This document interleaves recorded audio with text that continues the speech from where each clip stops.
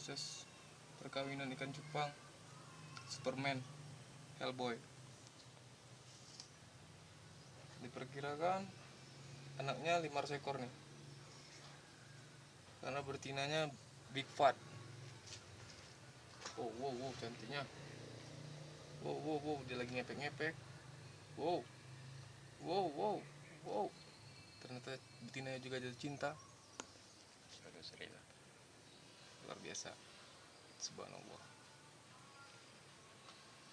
Wow, dikepeknya terus. Ya. Ini namanya proses menyanding. Jadi proses menyanding ini minimal 1 hari. Biar dia lebih lebih agresif lagi ntar jantannya meras betinanya. Sekian sajalah video saya ini untuk tutorial cara mengawinkan ikan cupang ala Betanangro. Semoga Aceh bisa menjadi grade 1 untuk cupang hias Indonesia. Produk Lampaseh.